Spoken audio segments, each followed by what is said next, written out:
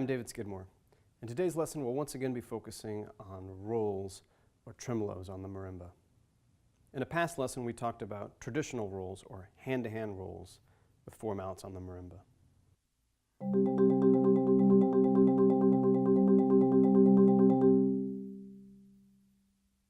In today's lesson, we're going to focus on some special roll techniques for 4-mallet marimba playing. We're going to talk about playing articulated notes with 1 mallet while your other mallets are playing a roll. We're going to talk about ripple rolls, also known as double lateral rolls, and we're also going to talk about one-handed rolls.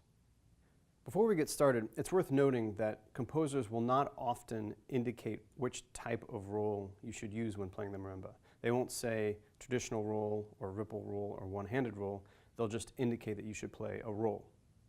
Occasionally, a composer will indicate a specific type of roll, and there is a notation system for one-handed rolls and ripple rolls. It's particularly common for percussionist composers to specify roll types on the marimba. But if a composer does not specify a type of roll, then you get to decide. And after you finish today's lesson, you'll have a whole bunch of different roll techniques that you can use to be expressive when playing rolls on the marimba. In this lesson, you're asked to sustain a roll sound with your number 2 and 3 mallets while playing single articulated notes with your number 1 mallet and your number 4 mallet. Playing a single articulated note with 1 mallet while sustaining a roll with your other mallets is pretty simple. You simply substitute one of your roll strokes for the stroke that'll play the single articulated note.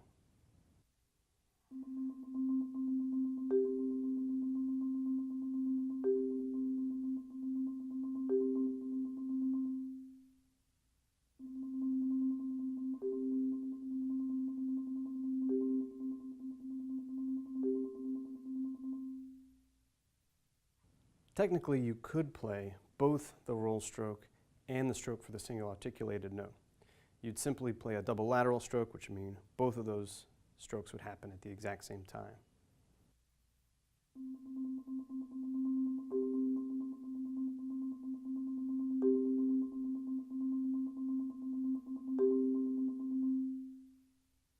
But notice how much smoother it sounds when instead of playing both the roll stroke and the articulated stroke, I substitute the articulated stroke for the roll stroke. And the reason for this is that if I don't substitute, if I play both the roll stroke and the articulated stroke, what actually ends up happening is it sounds like I've played 2 articulated strokes, a double stop, and that's not what I want. Listen one more time. Here's with both the roll stroke and the articulated stroke.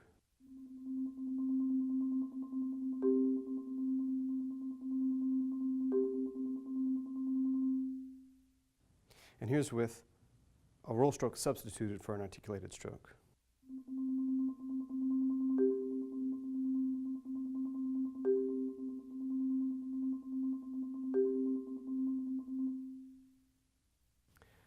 The ear doesn't even really perceive that there's a stroke in the roll that's missing. And this is because, on the one hand, the bar that I'm playing the roll on is resonant. It's sustaining some sound on its own, even if I leave out one roll stroke. And also, that roll stroke is replaced by the articulated note. So the flow of the strokes is uninterrupted. So this is all a little bit complicated to explain, but if you check out warm-up exercise number 1 in your book, I think you'll understand exactly what I'm talking about. Why don't we give that exercise a try? In this exercise, I've written out a way to practice this concept in rhythm with a metronome, similar to how we were practicing traditional rolls in a past lesson. Let's try this exercise starting at the slowest marked tempo.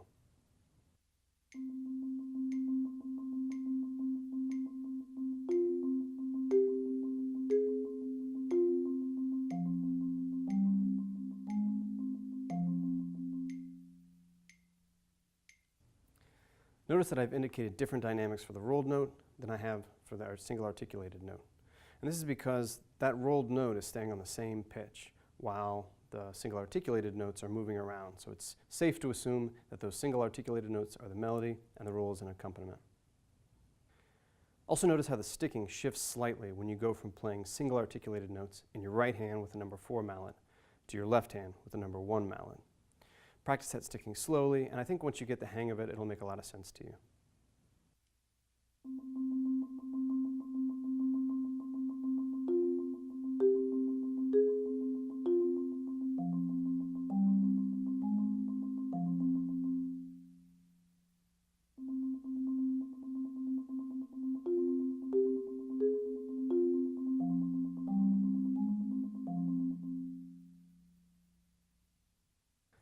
Not only should the rolled note be an accompaniment to the melody in the single articulated notes, but those rolled strokes should actually be really passive strokes.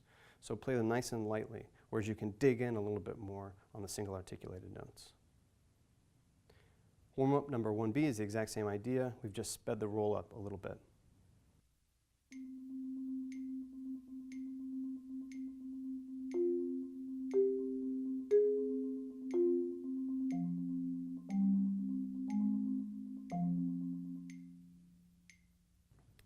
Finally, in warm-up 1C, we remove the rhythm from the roll and play an unmetered roll with the same melody in the number 4 and number 1 mallets. If the first time you try exercise 1C it isn't quite working for you, don't worry about it. Go back to exercises 1A and 1B and continue to work up the speed and the comfort with those, and eventually warm-up 1C will work for you as well.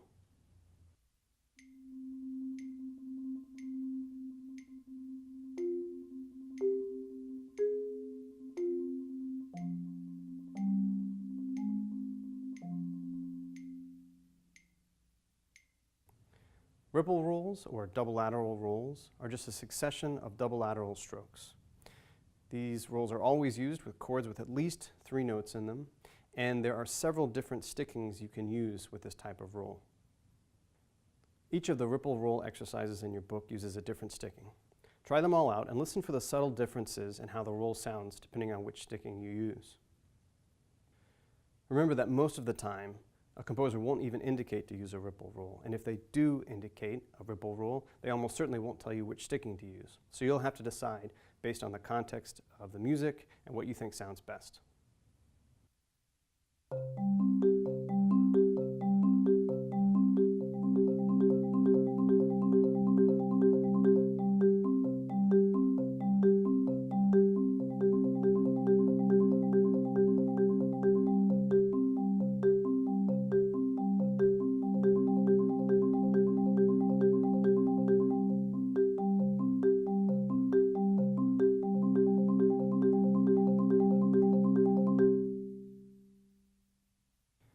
We've already briefly introduced one-handed rolls in a past lesson. One-handed rolls are exactly what they sound like. It's a roll played with 2 mallets in one hand.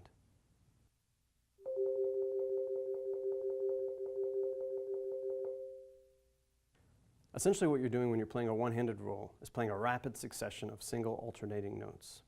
You'll need to build strength by starting slow and gradually inching the tempo up.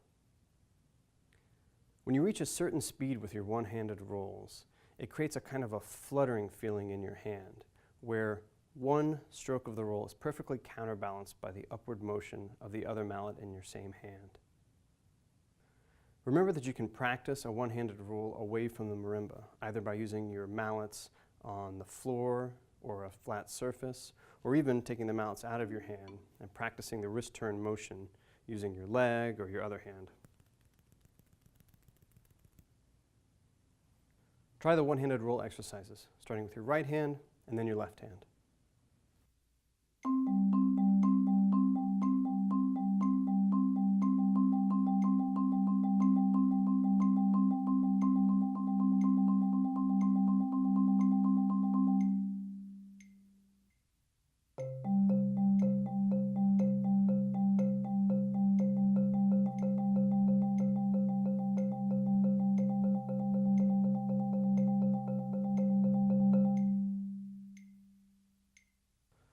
Also note that you could choose to play a 4-note chord with one-handed rolls in each hand. This creates a more irregular sound than a ripple roll or a traditional roll.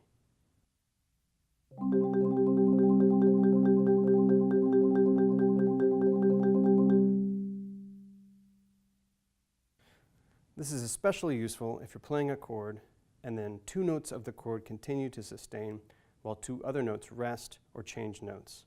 There's an example of this in the Etude in this lesson.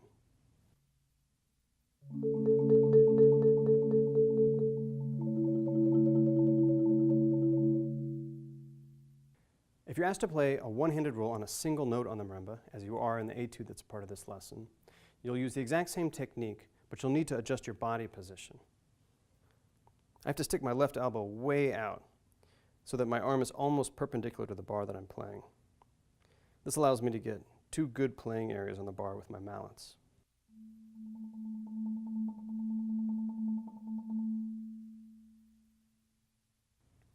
In the Etude, you're also asked to play a one-handed roll with one hand and then pass that one-handed roll off to the other hand. In order to do that, I start just as I was a moment ago with my left elbow way out to the left and two good playing areas on the bar. And then my right elbow comes way out to the right and takes over from my left hand. This will work best on a bar that's in the middle to low register, because that'll actually allow for 4 decent playing spots on the bar, so there can be a really smooth handoff from one hand to the other. Check it out.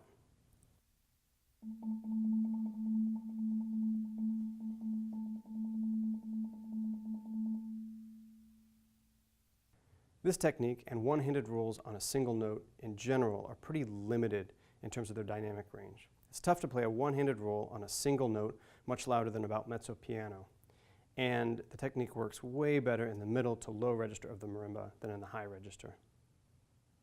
One other roll technique that isn't a part of the Etude, but that I thought was worth mentioning, is called a mandolin roll. A mandolin roll is when you take 2 mallets in one hand and put one mallet above the bar, the other mallet below the bar, and with a rapid up and down motion, you play a tremolo.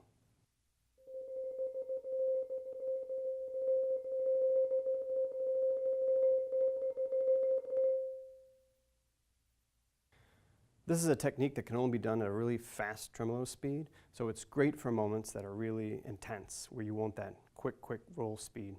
But like the other one-handed rolls, it's limited in terms of its dynamic range.